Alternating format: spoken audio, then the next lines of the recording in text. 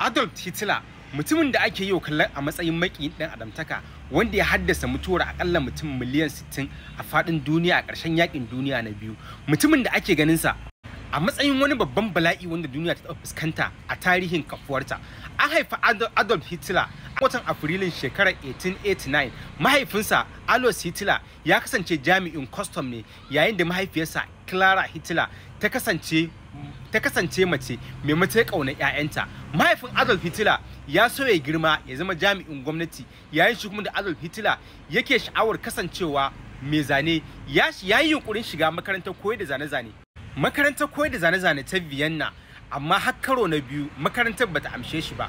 Wani dalilin ne ya sanya Adolf Hitler rayuwarsa ta fara tagayyara a garin Vienna, inda ya koma karance littattafan da suke tattare da aƙidar ƙin jinin Yahudawa. A farkon yaƙin duniya na ɗaya shekarar 1914, Adolf Hitler ya shiga cikin mayakan sojojin ƙasar Jamus, inda aka ɗauke shi a matsayin masinja mai kai wasiƙa. To sai dai a lokacin yaƙin an ji wa Adolf Hitler rauni, inda bayan ƙare yaƙin aka ba shi lambar girmamawa ta Iron Club. To sai dai bayan ƙare yaƙin ƙasar Jamus ta sha kaye, inda aka sanya mata wani takunkumi wanda ake kira Versailles. Wani takunkumi ya taƙaita ƙarfin Jamus sosai, sai dai wannan al'amari ya matuƙar fusata Hitler.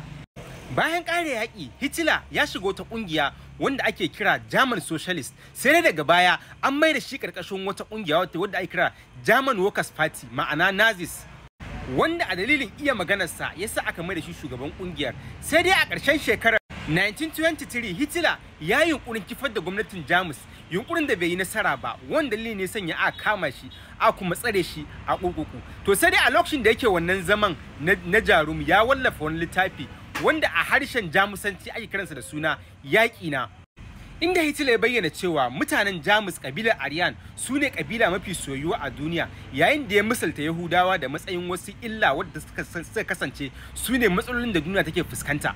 To sai dai bayan fitowarsu daga kurkuku a ƙarshen shekarar 1933, Hitler ya ƙara yunƙurin kafa jam'iyyar Nazi, inda a ƙarshe aka naɗa shi a matsayin firaminista na yankin ƙasar Jamus. Sai daga baya Hitler ya kori 'yan adawa, inda ya ayyana kafa mulkin danniya wato dictatorship. Adolf Hitler ya kafa tsauraran dokoki, sannan kuma ya gina sojojin ƙasar Jamus, duk da cewa wannan yarjejeniyar da aka kafa a ƙarshen yaƙin duniya ta farko ta haramta wa ƙasar Jamus wannan al'amari, inda ya ci gaba da yaɗa ƙin jinin Yahudawa tare da wasu al'ummar da suka kasance al'ummar ƙasar Roma. A cikin shekarar 1939, Hitler ya kai wa Poland hari, inda ya mamaye nahiyar Turai cikin sauri, inda ya kwace iko da Faransa a shekarar 1940. A shekarar 1941, Hitler ya kai farmaki ga Soviet Union, wanda ƙasar Rasha ke jagoranta, Operation Barbarossa. Hitler ya kuma bayyana yaƙinsa da Amurka bayan ya kai hari a garuruwan Japan, inda daga nan ne sojojin Nazis suka ayyana fara kisan Yahudawa har mutum miliyan 6, tare da kuma wasu daga cikin ƙananan ƙabilu. A cikin shekarar 1943, ƙasar Jamus ta fara samun matsalar karaya biyo bayan gaza samun nasararta a Stalingrad, yayin da sojojin ƙawaye daga jagorancin ƙasar Amurka suka fara yi wa fadar mulki ta Berlin tsinke a ƙarshen shekarar 1945. A cikin watan Afrilu shekarar 1945, Adolf Hitler ya kashe kansa a maɓoyarsa a cikin yankin Berlin tare da matarsa Eva Braun, kafin Jamus ta ayyana miƙa wuyanta a ƙarshen yaƙin duniya na biyu.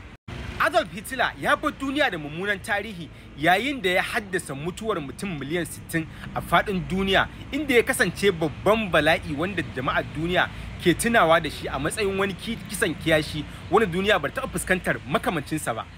A takaice, Adolf Hitler ya kasance jagoran Nazi wanda ya kasance babban bala'i a duniya, wanda ya fara kaddamar da asalin abin da ake kira da Holocaust, ma'ana kisan ƙare dangi musamman na wata kabila guda ɗaya, kabilar Yahudawa a faɗin duniya.